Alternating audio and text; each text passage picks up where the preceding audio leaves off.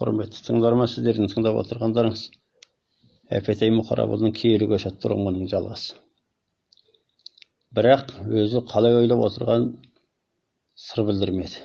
Төрдің қақпасында көмірдей қара мұртын ширатып, терең ойда отырған Сұлтан Шәріп тәйжі басын көтеріп жан-жағына көз салып еді. Бәрі де сөз кезегін өзіне бергендей рай байқатты. Ол осы кезде елуді қусырып қалған ақыл иесі. Жаста ел басқарып, оңы мен солын ерте таныған. Баркөл жерінде үкіметке де қолғабыс істеп, үкімет әкімшілік істерінен де хабары болған, бір істің анығына жетпей ауыз ашпайтын ауыр мінез адам еді. Ақыры кезегінде сөйлемеске болмады. Ол жаққа келгеннен бергі істер мен кеше ғана болған істер бәрімізге аян. Атамыз қазақ, тек жүрсең тоқ жүресің дейді. Осы біздің қазақ неге басымыз көкке, аяғымыз жерге сыймайды? Айда барсақ та қуғынды алып, қырғынды алып көше береміз. Жерімізді, елімізді тастап келіп, біреуге телім болып отырғанда неге ұрлық, жырдықсыз тыныш отырмаймыз? Борансыз шөптің басы неге ырғала береді осы? Бәріңнен чет Моңғол заңзудың ішінде араласып отырған мен тышқағлағыма қас қылған пендені көрмедім ғой. Қашанда Жамысбайдың ұрқы жүрген жер даусыз болмайды. Бір тайдың соңынан түспей-ақ қалған малымызды бағып, осы таудың қоңырағын атып жей берсек те жететін еді ғой. Тәйжі, сөзіңізді ұмытпаңыз, деді орнынан көтеріліп отырған Қазыбектің Гүрдай Мардан. Жәнтеке ішінде Таспике Жамысбайдың аты аталғанға аузы қышып, әкеңіздің басы қалай алынып еді? Қажы басы мен қарақшы топтап ұрлық істемесе, мадарының онда несі бар еді? Хаби барса ұрлыққа барған жоқ, адал малын қуып барды. Елі қасы болғандар қарасының қанын дауламаса, бұланған малын дауламаса, елін еңіреткен жауын ала алмаса, кімге бас, кімге пана бола алады? Марданың аузы көпіршіп, көзі қызарып кетті. Отырған Шақмақбай қатарлы үлкендер: Ай, болды, тауға келіп отырған ешкім жоқ, тәйі сөзін айтып болсын, деді жан-жақтан Марданды жақтыртпай. Марданды ерегесе сөйлеп барып, өзінің шұғыл ойлап қызып қалғанын сезді ме, тоқтай қалды. Айтқаның жөн, Мардан. Білген кісіге менің әкем істегеніне жарай ақысын бермейтін қорқаулардың қорлығына шыдамай, жиналған топтың сөзін сөйлеп, сойылын соғамын деп жүріп басы кеткен. Қай заманда биден әділдік, байдан нысап кетсе, қарсылықсыз болмайды. Менің айтып отырғаным, Кәнсу Шыңқайға келген заман бұл да баяғы Шыңғысайдың кебін киген кер үкімет екенін көріп білмеп педік. Ұрлық қылған кісінің жаны қолда екенін, қашқан жаудың қалтарысынан тосатынын білмейміз бе? Дау өрісте ду боларын, оның арты шу боларын білмейміз бе? Осының бәрі де біле тұра неге істің соңын ойламадық деген сөз. Менің де ел жұртым аман дегенім айтарға ғана. Өткен жылдың соңында қызыл қулық талай малды әкетті. Ерегескен жігіттердің бірде-бірін соңынан түсірмедім. Қазір біткен мал аяғында кісен, басында арқан қорада түнеп күзет қойып отырмыз.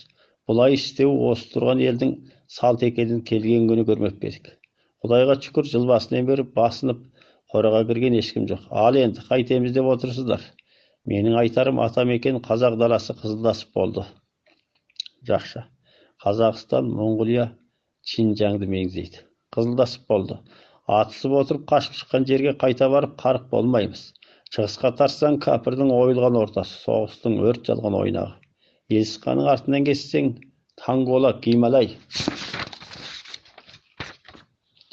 Гималай деген тауы бар, Саржонның ысы деген жауы бар. Аузын ашып тұрған ажалдың апанына кіресің. Әсіресе қысқа қарсы тіпті қиын. Осы жаққа келгелі төрдегі кәрі бесіктегі сәбидің азайып бара жатқанын көріп отырсыңдар. Енді бір жағынан үкімет елбасын басқарады, елбасы елін басқарады. Қай үкімет болса да табатыны елбасылар. Жай халықты жаныштай бермейді. Сондықтан қысқа қарсы елімді жонтауға апарып тоздырмаймын. Кеше қашып шыққан атамекенге аяғымды баспаймын. Үкімет керек қылса, әкем Зуқадан артық емеспін. Бір менің жұмыр басым дайын. Азаматтың аяғын тыйсам, алып қашпаның аузын тыйсам, малыма ие болып елімді жисам, аз ел қайда барсам да сиямын. Екі таудың ортасында ел де мал да үйреніп қалды. Моңғол заңзу дүнген көршілермен енді жарасып келеміз. 90 ауыз сөзімнің тобықтай түйіні. Жыл орнымды енді суыта алмаймын. Басқаларыңның не ойларың бар, айта беріңдер, деп Сұлтан Шәріп сөзінің тоқетерін айтып тоқтады. Осыдан соң үй толы ауыл басшылары, ақсақалдар кезек сөз кезегін алып, Öz oylarını ortaga saldı. Soltan Şerip'tin sözün jaktagandar da boldu, Yesikaның артынан кетemiz дегендер de boldu. Uwak şakbakpay jädik mardan mol 60 täji qatarlar eki jaktың da sözün jaktap dep basıp bir jagına çıga almady. Kazaki köp tuğuldakның bir tolasında Bazarkal awulunyň mollası Agzam molla. Adamның bası Allah'ның dobu degen goy. Kalay bolsa da Allah'ның. Bizdey miskinlerge buyurgan bir tiyanagı var çıgar. Süýse de Allah pendesine 12 müşe jaratyp, basına akıl gaynara mıy bergende, osundayda tereň oýlap jönüňdi tap degen bergen bolar. Bäriňiniň awzyna Allah söz salyp otur dewge bolmaýdy. Osundayda şaýtan aralasyp pendeni azdırady diýdi Kur'anda. Kur'an'ı jatqa alıp şeriatty jetik söýleýän imamlar Allah'ның ayany men albastynyň amalyny aýryp bere alatyn men emes. Bizdiki aýtyp Kur'an Kerimniň garasyny tanygan gana. Kazak 5 akkuda bir başçı bolady dep öz başçysyny bir tutady. Oslay gelgen azgana Bazarkuldyň başçysyny goýtaýjy. Zäýipdi meňe diýdi.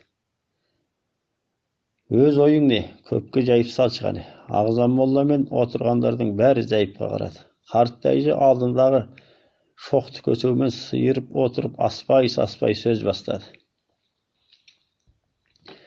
Bäriňde topdan çykan el agasy köpdi görgen akyly ýetsiňler. Baganadan aýtylmagan söz galgan jok. Men de köp söýlep kıska gündü keş kılmayın. Sözdüň toqater Soltan täjiniň çygyska bara almaýmys, elge gaýta almaýmys, jon tabga tarta almaýmys degeni tabylgan söz. Birak öz oýum ölsem jon tabda Hudaýdyň ajalyndan öleýin. Endi kalgan kärjandy düngöngön mıljaratpaýmyn degen oýum bar. Bul galay deýsiňler goý. Men Soltan Şerip eldiň owalyna kalgaly otur demekçi emesmin. Sizben men uksamaýmyn. Äwel hökümetiniň kugundagan kılmyskeri Kasymdy alyp gaşyp geldim. Ol gazdyr Çişwanda türmede. Ondan soň Elsiqanyň sözüni söýlep, hökümetiniň alman salygyna karşı çykdym. Taga aýta berseň, orluk-jyrlykdan bizdiň jigitler de sag emes. Erteň osy keňes hökümetiniň kulagyna tiýse, bul da bir ulkan kılmys. Sondukdan janymyň tirisinde urpagymda nagız Hudaýga garagan türkü eliniň çetine jetkizsem diýim. Eşitүүge garaganda jol alys, neler karly zaňgarlar bar diýdi. Sol sarıjonlar jasap jatkan zaňsularda malym bagyp otun jagyp, Şinkaýdyň butuna tabap kılamyz dep günde şuburup jatyr. Ajal Allah'nyň golunda. Osy jerde turup köp jasarymdy. Jon tabga baryp jer jasarymdy Allah biledi. Äýtip ata mekeni gaýta almaýtyn bolgan soň artymdan ergen elimde musulman topragyna jetkizsem diýmin. Ondan soň bäriň aýtarym. Ýeri gözleriňde jon tabga baryp baslaryňa istiskönde jat elge baryp jat közge telim bolganda, Canaşır ağaýynyň jany jawdyň oguna jem bolganda Allah'nyň atynda uldatyp, zäýipden kulagyny çuwuldatyp jürmeňler. Men erteň jok bir sügüni kündüň sätine kozgalamyn. Magan eretinderiň erti kozgalyňlar, ermeýtinderiňe ökbü jok. Haýda jürseňler de Allah baslaryňa amandyk aýlasyn. Karttaýjynyň bekimi anyk boldy. Oturganlar tagy kömür-sübür bolup özüre şünküldesip ketdi. Özün kaşanda gereýdiň agasy mende bolsundoy topda aldy men söýleýtin. Uwak şakbakpay bugün kidirip kalgan. Ondagy başly sebep os töňürekde uwak tütünдөр şamaly gana. Çygyska awgan uwaklardan Altynbaý awly Husaýyn täýi jakda. Mülükdiň awulundan habar jok. Äýenbet bastagan elbidey tütün serke boljakda. Uwakdyň az tütünü elge ykbal jasamaýtyny özüne aýan. Endi el baslarynyň bekimi aşyk bolganda ol urtuldy çeşendigine basyp. Jamagat zäýiptäji tawup aýtdy. Elsiqan Sabyrbay hökümetden jawlasdy. Sonuň içinde bärimizdiň de Kazak atymyz getdi. Hökümet Kazakty jondamasa endi goldamaýdy. El aman dörtünçde at gölüňe göz tüzüp kıyşa sıpırgan, endi kolundagy kuralyň men kosa sıpırıp basyňdy baýlap, batyryňdy matap, arkandaga natday koluna garatyp, kazyňa 8-5 äkel goýuňdy. Kazyňdy katynyňdy otun, äkegiňdi kul çeşeňdi kün gulatyn zaman endi geledi. Taresik taýgak jol geçүүден keň şiir artyk, jat golunda jaltaktap jawga bagana garap gün geçkenden keň tabigatda jürüp erkindik bilen ölgen artyk. Sarıjon bolmakdyr goý aldymyzdan Abu Jahil jakşa, janalgyç perişte. Abu Jahil tosup tursa da 40 gün kırgın bolsa da ajalda öledi degen. Ölsek şeýt, tiri bolsak Allah'nyň adal kulumuz. Magan garasty azawul, Zäýiptäjiniň artyndan erdik. Sen gaýda barsaň biz de sondamyz. Onun çımırda alasa denesi kozgalaktap orundan turup keteceğiz. Осыдан соң Солтан Шәріп тәйжиден басқасы түгел Зәйіптің артынан еретінін білдірді.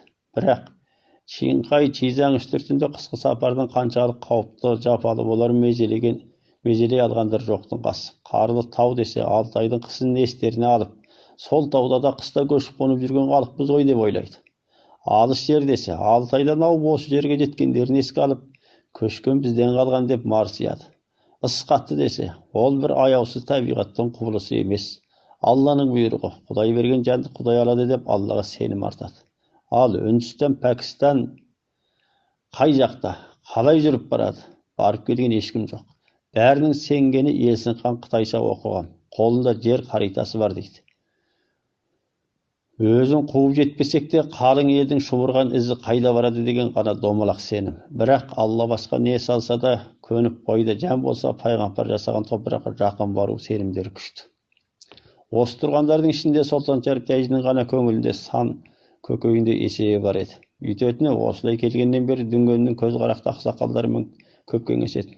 Олар Солтан Шәріпке ертеректе бір бөлім қарсылар Чизаңның батысындағы Әли деген үстірттен Шиңқайдың Тарсы бұтқанасына, Гансудың Лабылың бұтқанасына тауап қыла келген.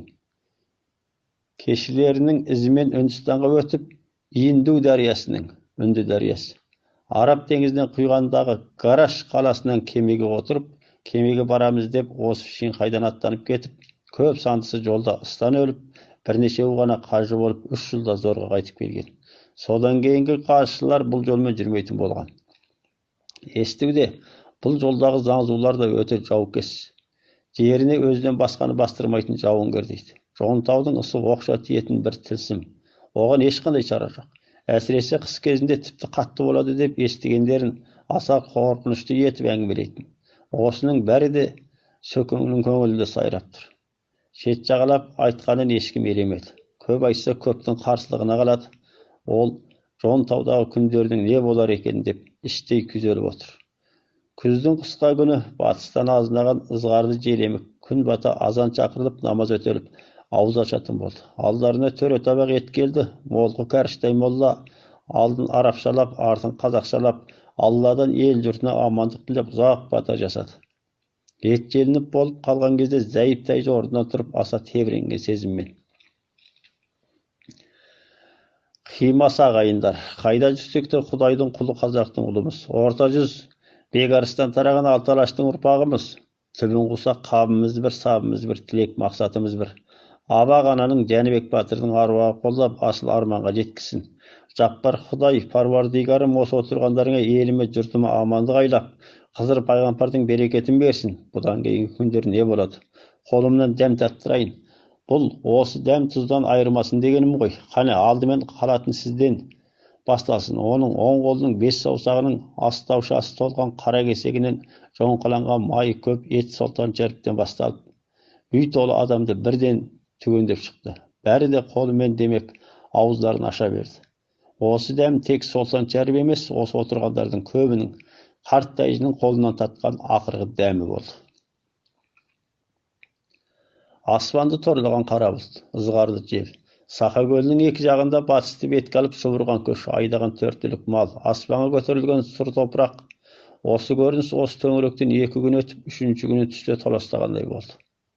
Үйтетіне тау ішінде торғайдай тозған елде біреуге хабар жай тиді, біреуге көлік кемшіл, біреулердің азаматтары базарға кеткен, аңға кеткен, тұрғынбайлардың малын бағып, отын суын алып кеткен деген сияқты тағы біреулер елдің ауқымына қарап жалдақтаған дегендей толып жатқан күрделі себептер бар еді. Соның ішінде бір ерекше жайт. Көшейін десе мінерге ат, артырға түйе жоқ. Қалайын десе ел жұрты түп қопарылып көшіп жатыр. Осы жағдай талай шабан-шалаңдардың жанына батып шулап кетті. Көбінесе мінер ат табылса да артар түйе табылмады. Асау тайлаққа дейін танауы тесіліп, жүк астында мөлтекіндеді. Осындай шұғыл жағдайда жұртта қалуға таяған бір қанша ауылдардың азаматтары барып, Сақа көлінің солтүстік тау бөктеріндегі Байынқолдың қалың чиінің ішінде жатқан 200-дей сандал атаны қуып келіп бөліп алды да таң асырып байлап қойып, ертесі таң ата жолға түсті. Бұл Мапукаңның Сақа Тұз көлінен Чиінің қаласына тұз саудасын істеу үшін құрған түйе кіресінің түйе фермасы еді. Мұны қайтарып алуға бас көтеріп қарсылық қылған ешкім болмады. Сонымен бұл көштің алды-арты 3 күндік болып, батыстағы Шарға, Ақсу, Балоң, Зұңжияны бетке алып үздік-создық тарта берді. Енді кеңес Долан ауданының төңірегінде келді. Зәйіп ауылында болған кеңес сол күні түнде Арнаулы жүйріктің құлағы Шешеннің тілімен Ұлан өзенінің екі жағындағы тау арасымен Серкеғұлда отырған елге жетті. Ертеңінде кешке күнергі Шойжи үлкен Байынқұлдың басына дейін отырған елге жетіп болды. Алубай, Әйембет, Секей, Албай қатарлы елбасылар бір-біріне шапқылап, шабарман жіберіп хабарласып, ел қатты дүрлікті. Соңында Шотқара Сарбас Тілеуберді Қазанбас. Тілеуберді 10 шақты түтінін бастап, Ұлан өзенінің басынан қозғалып Сақа көліне қарай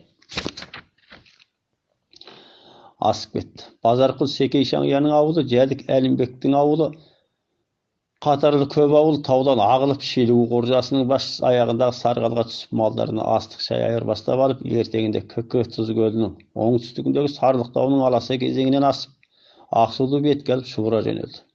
Көштің арты түс ауғанда зорға үзілді. Алайда кеткен ел қалған жау дегендей нысай болып, көшкендер қалғандардың көлігін бұлап кеткен жағдайда болды. Тіршілік қарекетімен әр жерде әр есікте тозып жүрген бір семьядағы адамдардың бір-бірінен айырылып, өмірі басы қайтып қосылмаған аянышсыз жағдайлар да көп болды. Осы хикая жөнінде 1982 жылы Түркиядан туышылай келген Шотқара Сарбас Шәріпқан Құмарұлы әкеміз былай деп сыр шерткен еді. Сол бір жылы, 1940 жылы, жазғытұрым елсінған ел батысқа ауып кетіп, ел жаушылық болар ма екен десіп қатты дүрлікті. Тап сол кезде біздің ауылдың 10 шақты жылқысын Заңзу ұрысы алып кетіп, Жапаққан Ыржықай деген екі ағамыз соның ізіне түсіп бара жатса, екі Заңзу Қарағайдың арасында аттарын ұстап ұйықтап жатады. Екеуі ара бір қара мылтығы бар екен. Олар жылқымызды алған осылар-ақ шығар деп, екеуін өлтіріп, Қарағайдың қуысына тығып, мылтықты далаға тығып тастап, сайдың басында жатқан жылқыны айдап келеді. Бұған кейін көп сұрау салынады. Осы жылы күзде Зәйіп көшкенде атамыз Тілеуке балаларымның басына қауіп төнді деп елмен ере көшті. Сонда менің 16 жастағы азамат кезім. Біз көшіп Сақа көлінің жағасына барған күні артымыздан Әбілқайыр Залың өзі ұлы әкелерің Әске молла, әкеңнің ағасы Қапас үшеуі келіп, біздің ауылмен көшкен басқа да ауылдардың үлкендеріне қош айтып, бірге тусақ та бірге жүрмейтін бұл адамның ісі ме, Алланың ісі ме деп жылап еңіреп кешке қайтып кеткен. Біз сол беті айлап жылдап жүріп, келесі жылдың қысына таяп Кашмирге 20-ның үстінде адам іліндік. Амал бар ма, сол жерде жұқпалы науқастар тағы көп адам қырылғанда 3 бала. Мұна тұрған шешелерін Қатипа, 4 Ақбас жан қалдық. Жақша. Қатипа Молқы Қуаныш қызы. Сонда бірге келді. 4 Ақбас жан қалдық.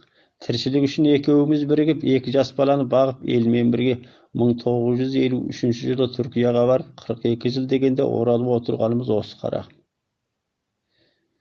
85 жастағы Жәнтекей ішінде Қазыбек Қажыкей Мұхаммадиұлы сол бір ұмытылмас күндерді бұлай еске алды. Күз кезі, біз Құржаның шетіндеміз, тіккеніміз Қарақос. Таудан Базарқұл Секей Шаңияның ауылы, Жәдік Әлімбектің ауылдары дейді. Көп малды ауыл Құржаның бас аяғындағы Сарғалға келіп түсті. Үлкендер ел Елсіқаның артынан көшеді екен. Біз қайтеміз деп дүрлік үсіп кетті. Қалатындар да кететіндер де белі бекімегендерге кезек-кезек үгіт айтып, кететіндер үкіметті жамандап, қаламыз дегендер үрейлендіріп, көлік жоқ ағайындарына көлік қарастырып, ешкі лақтарына арпа, шай, мата айырбастап жанталасты. Талай шабаншалаңдар да ере көшетін болды. Әйтеу жолдан көлік табылады дейді. Қайдан білейін, содан шешем Қайша өзі күні таяған ауыр аяқ еді. Әкеме ақыл салып, сен үлкен кісілермен бірге мына ұлыңды алып елмен бірге кетті. Жақша. Ұлы атам Кітапбай, ұлы шешем және мен айтады. Маған Рахиманы, жақша, 10 жастағы қарындасым. Маған Рахиманы тастап кетсең болды. Жаман қатын жас баланы дүнген не қылады дейсің. Жау келсе бекер қырыласыңдар деді. Атам жұлып алғандай. 6 айдан Орыстан қашқам, Баркөлден моллалығымнан қашқам. Енді мына Қажыкейім аман болса болды. Көшпеген елде дүнгеннің несі бар деді. Сол сөз шешім болды да қалатын болдық. Кешінде Айса деген Дүнген 10 шақты адаммен қалың қосқа қарай келе жатқанда, бұлар кісі ұстайды деп қорқып, Найман өмір деген әлгі Айсаны басынан асырып атып қалады. Дүнгендер ойбай қазақ бұзылды деп айғай салып, қайта қашып барып Жамбылға кіріп кетеді. Онда мен атамның тапсыру бойынша 2 түйені Жамбылға кіргізіп кеткем. Сол-ақ екен ел түн ішінде бұзылып көшетіндер көшіп қалатындар қосына тығылып аласапыран болды да кетті. Біздің үйдегілер де бір қосқа тығылып қалыпты. Сонда біреудің көлігін біреу алып, бір семьяның адамының бірі қалып, бірі кетіп, таң атқанша шуылдақ болды. Түнде қасыма атам келіп, екеуміз Жамбылға түнеп, таңертең қосқа келсек, 10 шақты ғана қостың адамы қалыпты. Түнгі аласапыранда жастабан Үмбет ұлы ниетте ертіп кетіпті де, әйелі қалып қойыпты. Кейін қайыны салатқа қараған. Қазір балалар моры жерінде тұрады ғой. Ал ниет әкесі жолда ыстан өліп, жанашырсыз жалғыз қалғанда Ақша Тасбишке Тоқтабай деген кісі бағып алыпты. 1947 жылдар Пәкістан, Үндістаннан 30 қос адам қайта оралып, Гәстегі Құсайдың еліне қосылыпты дегенді естуің бар шығар. Сол 30 қостың ішінде бірге келіп, азаттыққа ілініп, Морыйдағы шешесінде тауып, осы жуықта 70 жас жасап Ақсайда қайтыс болды ғой. Білетін шығарсыңдар. Содан бірді айтып бірге кетеміз, ойбай. Таңертең дүнгендер келіп 10 шақты қосты тонады. Түске таяу атам апама Жамбылға барып келші. Мадарың келіп бе екен деп жұмсады. Апам тез оралып, чүйінші Махайдарың келіпті, Әлібай да бар екен деді. Сөйсек, Жәдік Әлібай Дәулетұлы, уақ әйембеттер елдің батысқа көшкенінен хабар тапқаннан кейін қыс ішінде Сары-Жонға барып, ыстан өлгенше жылы орнымызды суытпай, Ақсақтың аялына бағайық деп түнделетіп Құржаға келіп, Махайдарыңға біз көшіп ешқайда бармаймыз. Қанша ел көште де біздің ауылдар тапжылмай өзіңе адал мүрит болып осы жерде отырамыз. Енді сен қалған біздің амандығымызға кепілдік ет. Кеткен елдің бодауына бізді ұстап беретін болсаң, Құдай алдында қарызымыз сенің мойныңда дейді. Екі жақ серттесіп болған соң Махайдарың атқосшысын алып, Қосаратпен ара қонып, Чинин қаласына барып, елдің бұзылған ахуалын Мафуфанға мәлімдеп, көшпей қалғандардың бас амандығына кепілдік ететін болып, көк жорға аттың күшімен қайта айналып келген осы екен. Ол Жамбылдың есігіне таяй бергенде Әлібай бар ма? Әлібай деп айғай салыпты. Әлібай, мен мұндамын деп Жамбылдан жүгіріп шығып, аттан түсе алмай тұрған Махайдарыңның атының басын ұстап тұрып сүріп алыпты. Сонда тер басқан көк жорға ат жығылып кеткен екен. Демін алған Махайдарың, Әйембет қайда депті. Тақсыр қорықпаңыз, Әйембеттің ел тауда. Одан да менен де бір үй көшкен жоқ депті Әлібай. Махайдарың қос қолын кеудесіне қойып, Мачужиге Әлібай мен Әйембеттің кетпесіне мен мына жұмыр басымен кепілдік етейін деп уәде берген едім. Өзіңді көргенше шыбын жаным танауымның ұшында келді. Хабар бұрын да барған екен. Ойпырай өлкеден көп әскер шыққалы жатыр. Көшкен елдің күні не болар екен? Әй, қызыл қырма болып қан төгілмей тоқтамас. Қалғандарыңның амандықтарыңа мен кепіл деп кеудесін қағыпты. Түстен кейін Махайдарың дүнгендер тонап кеткен мал мүлкімізді бірден жиып қайтарып берді. Қарақостарымызды тасып Жамбылдың іргесіне тігіп алдық. Дүнген жауыз дегенде оның бәрі жауыз емес. Осындай Құдайға қараған қамқоршылдар да көп. Аз күннен кейін елдің артынан Моңғол Занзудан жасақ құрап, топ-топ әскер кетіп жатты. Әлібай мен Әйембеттің ауылдары да келіп, Ұлан өзенінің екі жақ тауына бөлініп қонды. Құржа төңірегінде 40-50 түтін қондық. Ай өткен соң әскер елді қуып жетіп, қырғындап 400-дей адамды сақаны бастырып, Чиннинге айдап кетті деп естідік. Ауған елдің алдын Зәйіп дәйжі, Молқы 60 дәйжі бастап, Алтыншоқыдан асып, Чингу аңғарына келгенде, арты Зұңжияз Сарғалынан жаңа қайқайған еді. Үкіметтің соңынан қуғыншыларын әбден білетін елбасылар құралды азаматтарды іріктеп екі топқа бөліп, бір бөлім көш алдына негізгі көштің соңына топтастырған. Осы күні Ақсудан шыққан 100-ге жуық қуғыншы әскер көштің арты тақырға қайқая бере, жыңғылды төбелерді паналап жетті. Мұны алыстан көріп тосып отырған мергендер атқылап жау әскерін қырманша түсірді. Олар да қолайлы жерден пайдаланып, пулемет оқшашардан оқ шашып, оңай бетті қайта қоймапты. Соңында жарылғыш оқты миномет атып қауіп төндіреді. Баркөден үріккенде бұндайдың талайын көрген Қазекең аттарына мініп, жөнөп береді. Осы атыста Шақабай Мәксан Оспанұлы және Бөкей оққа ұшып шайыт болды. Басқа тышқақ жауда қалмады. Осы келген Ақсуда тұратын кезінде Есіқан елін жаныштауға келген хан Сәнжеңнің әскері еді. Қазақтардың мергендігі мен соғыс тактикасына біршама қанық болып қалған олар бой көрсетіп тақырға шыға алмай сол беті қорғалап қалған. Осы көшкен қалың ел алдыңғы елдің Қызылқырман соғыс болған майданның қасынан өтті. Күлімсіз сасыған бастау басына қона алмай, қырға қонып су тасып ішті. Ауыл ақсақалдар қырғын болған жерге барып, көздерін жұмып, аузларын басып, алыстан отырып аят оқып қана қайтты. Өйткені сол майдан толған құзғын, тазғара, шашылған сүйек, домалаған бас, тозаңы шыққан ит құстың ізі шашылған жүктер, шағылған шаңырақтар бәріне де жан төзіп, адам қарап тұрар емес. Қарақақта да топ-топ құзғын құмайлар байқалады. Осыны көрген үлкендер Субханалласын үйіріп, ел қара көңілді уайымға шомды. Әкеміздің басы қалғандай осы жаққа несіне ит жетентіріп келдік деші. Өгізге туған күн бұзауға да туады. Әл талайымыздың басымыз көңілсіз, ит құсқа жем болып қалармыз деген өкінішті ойлармен боқтықтың алды бастады. Өйткені басы, миды, жүрегі сырлы ақыл иелерінің қанша уәде жасаса да, нақ басына іс түскенде өзін тежей алмайтыны, қашанда басқаларды көлдірін тартатыны ертеден келе жатқан бір жексұрын құбылыстар ғой. Осы ауған ел бас аяғын алтыншы оқудан жиған күні ел ағалары ауыл басшыларын жинап бас қосып көшкен елдің толықсыз тізімдігін алды. Сонда көшкен елдің басты елбасшылары мен ауыл басшылары. Жақша, бұл тек қолыма түскен деректі естелік үшін жаздым.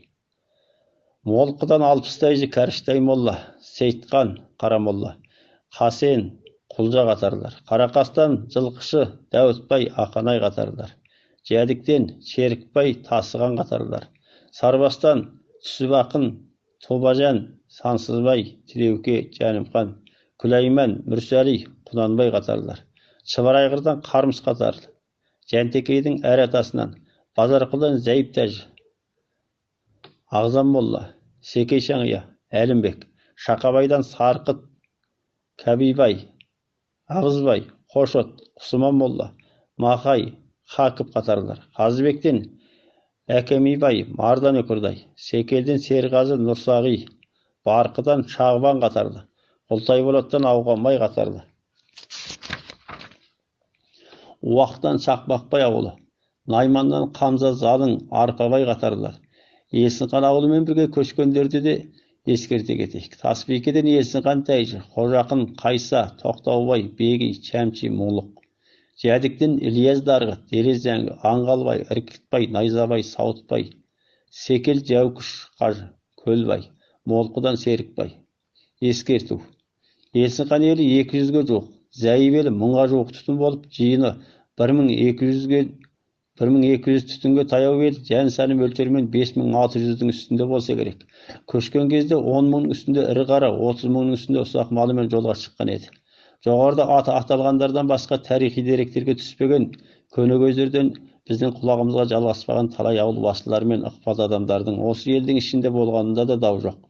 Өкінерлігі тозған елден қалған деректерде, жақша қиса дастандарда басты адамдар ғана аталып, көп санды адамдардың аты жөні көңілдің көтеріліп кеткеніне, әсіресе ұрпағы үзіліп түтіні өшіп кеткен қандастарымыздан толық дерек тауып, осы бір тарихи хикаяға кіргізе алмағаныма өкінемін.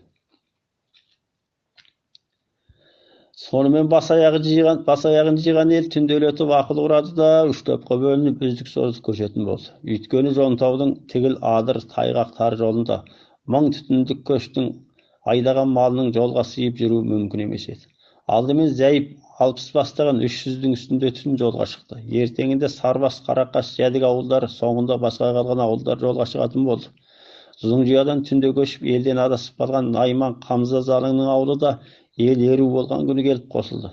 Бұл елде мөлшерлеп Есінқанның ескізіне түскен. Басын қар құрсаған Байынқар тауына қар бірді қойып неше жауып тастаған. Жонтаудың күзгі суығы сүйектен өтеді. Суықпен бірге құтыратын ыс апаты елге жау шатиды. Бесіктегі бірен-саран сәбилер ұйықтаған қалпында қатып қалды. Көп адам ысып кеуіп, қан аралас ақ көбік құсып, бет ауыздары қара көк талақ болып, Қолдары барбиып кетті. Әр ауылдан қаза болғандар көбейе бастады. Ат көліктерден де ыстан шығын болып, ел көңілі абыржуда келеді. Өлім жітім жылаусыз, жоқтаусыз, жерлеусіз болсын ба?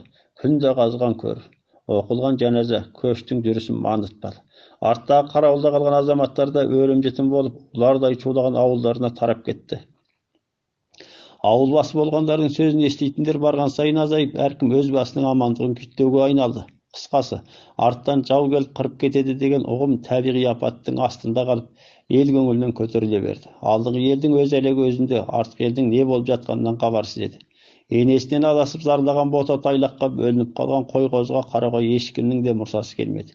Бәрі де көштен қалмай топпен бірге ілгерілей беруді ғана мақсат етті. Тіпті кейбіреулер қаза болған адамдарын жерлеуге де мұрсасы болмай, түйеге бірер күн бастырып жүріп, бетін жасырып келе жатыр.